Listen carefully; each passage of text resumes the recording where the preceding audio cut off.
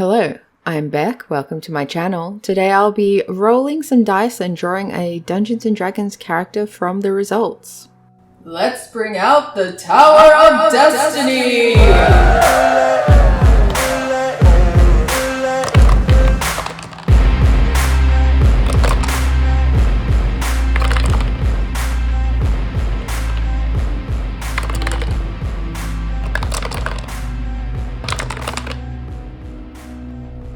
So we have a cleric, which is someone who gains power from worshipping one of the gods of the Dungeons & Dragons universe, as well as bird folk.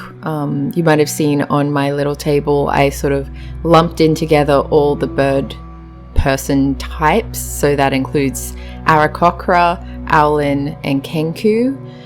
Kenku is the only type that is a flightless bird folk, which is why I chose it. I was looking at the list of gods available on the D&D list of deities that a cleric might worship, and the first one was the goddess of winter, and I was inspired, so I decided I wanted to do a penguin who's the cleric of the goddess of winter.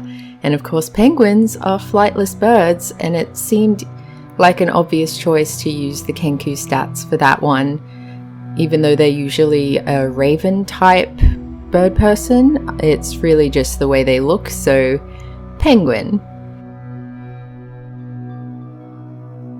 It's interesting to note that this goddess of winter, Auril, is a neutral evil, which I didn't realize could be a thing until I was looking at the list of deities. I always thought that if you're aligned in any kind of evil, that would make you a demonic entity, but I guess not in D&D. I guess you can have gods who are neutral evil and chaotic evil and all that jazz.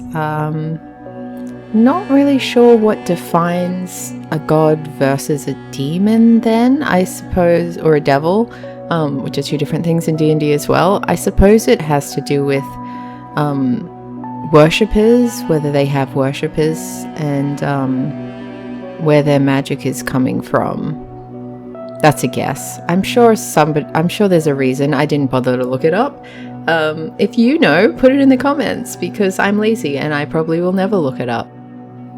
I know that a key difference between the cleric and, say, a warlock who's made a deal with a devil or non-god celestial being is that it's a more contract-related agreement. They get, like, a warlock gets its magic through an agreement with this higher being who has a lot of power, whereas for a cleric, they don't necessarily sit down and make a deal. They get their magic through having faith in this god. They might not have any direct interaction with the god. They might just infer what the god wants, or they might get visions or dreams, or they might hear voices from above, but it's never an equal relationship. It's not like they sit down at a table and say, if you do this for me, I'll give you this spell. Whereas with a warlock, it can be very much like that. But yeah, so Auril is a neutral evil goddess of winter and cold. She's the embodiment of winter's cruelty and all its deadliest aspects. So that doesn't super duper tie into a cute little penguin, but I like to have characters where they look completely harmless and they're maybe a little bit cute, but then they are absolute psychos and say things that are super dark and gruesome. So I think this character would be just fantastic for that. People would underestimate her or him or they. Don't really know what gender I want this one to be. Figure that out later. Let's call the character Sam, gender neutral. Yeah, it's gonna be a cute little psycho. I did spend a lot of time working on the six-pointed snowflake, which is the official symbol of Auril. I wanted it to be very clear that that is the goddess that Sam worships. However, living in Brisbane, I don't get to see a lot of snow or snowflakes, so I did have to Google what a snowflake looks like, especially in terms of drawing one that you can tell what it is. I never really realized how hard it is to draw something that when you see it in a cartoon or something, it's instantly recognizable, but when you try and draw it from memory, you're just not good at it. Just kind of draws a weird asterisk with blobs. Yeah.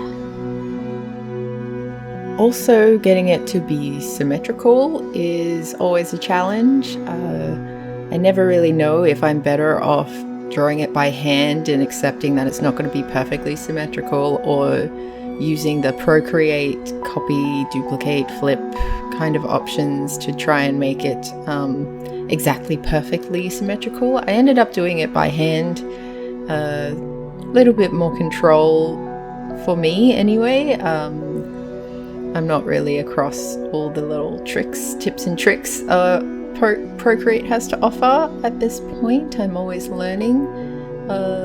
But for this one, I wanted to do it by hand. I think it came out pretty well. It is the most highly detailed part of the drawing, so I did want it to be good. I wanted it to come out looking cool. Adding the details for this in the line work, I kind of was getting sick of drawing the same thing over and over again at this point. A little window into my insanity.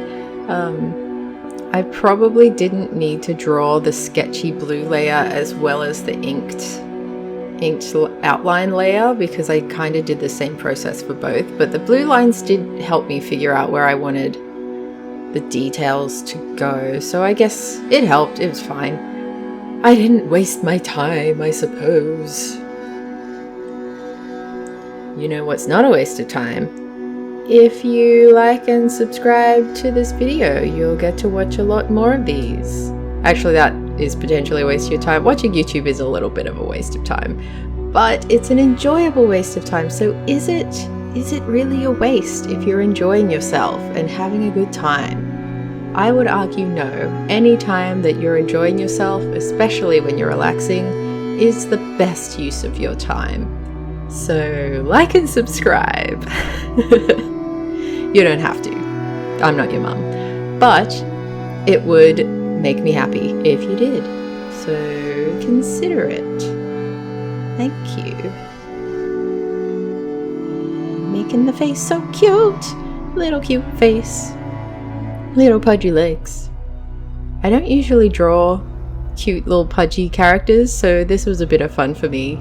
It was weird not doing a bunch of detail on the body, because usually that's where I spend the most time, figuring out clothes and body shape and anatomy and all that, whereas Penguin's just a blob, so it's easy.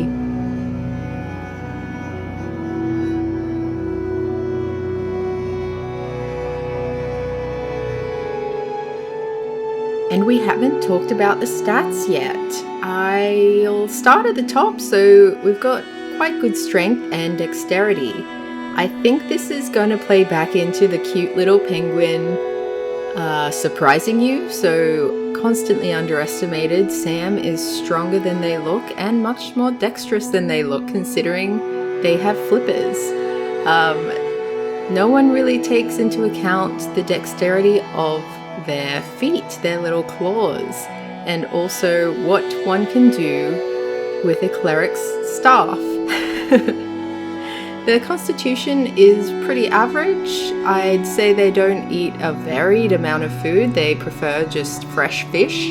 I don't think that they're particularly sensitive to other foods, though. I don't think they would get sick if they ate something spicy, but neither are they immune to poison or anything like that, where you'd have a really high constitution. In terms of intelligence and wisdom, it's interesting that the dice rolled the intelligence quite low and the wisdom quite high, because that does sort of resonate with the kind of cleric vibe where intelligence-wise, they're not like a wizard who would scour lots of spell books and want to know everything there is to know about everything.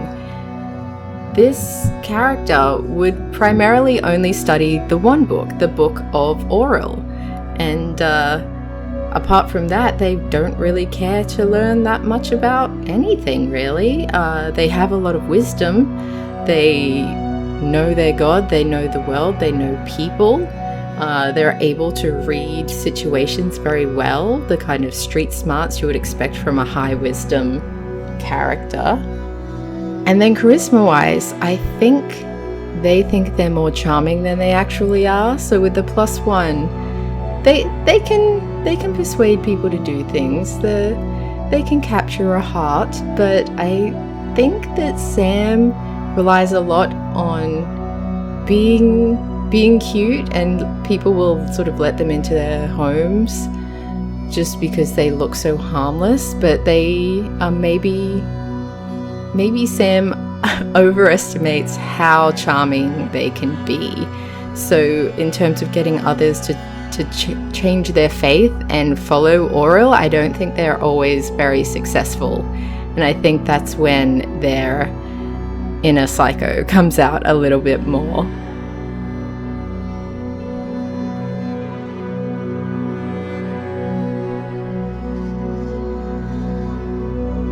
As far as Sam's history goes, I think rather than being someone who discovered God, found God, or had a vision or something like that, I think they were born into being a cleric. I think they were chosen from egg status, where perhaps they were offered up in a temple of Auril in a nest. Their parents brought them forth and placed them in a nest as almost a sacrificial offering to the god Auril, and Auril chose them to be a cleric, a representative of them on the mortal plane.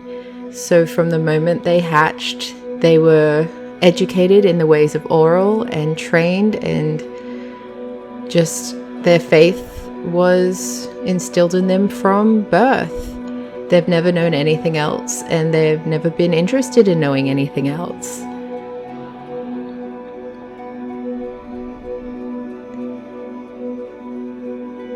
I wanted the background to really look soft and snowy, but also freezing.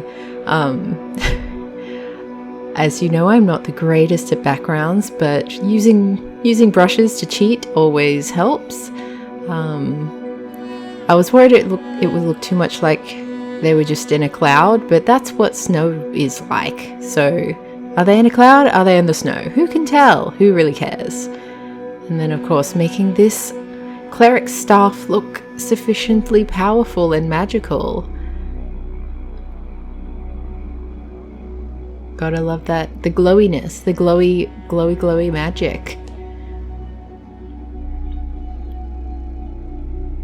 It did take me a minute to figure out how I wanted the glow to shine onto Sam's body. I got there in the end. The lighting and shadowing can be a little bit challenging sometimes, especially, say, in this setting where the snow would glint back up at you, so shadows can be a bit confusing. It's essentially like if you're reflected in a room reflecting mirrors, they're also reflecting light, so the light's coming from everywhere, and so shadows are a bit unpredictable and weird. I kind of defaulted to assuming the sun is above, and then there's one point of glowy light that's got color, and then shadow based on where the glowy light is coming from. Yeah. And that's Sam. What do we think? Would anyone play Sam as a Kenku cleric in a game? Really pushing on how cute you are, but then stabbing someone in the face? On that beautiful note, thanks for watching. Please subscribe if you haven't already, and have a great day. Okay, bye.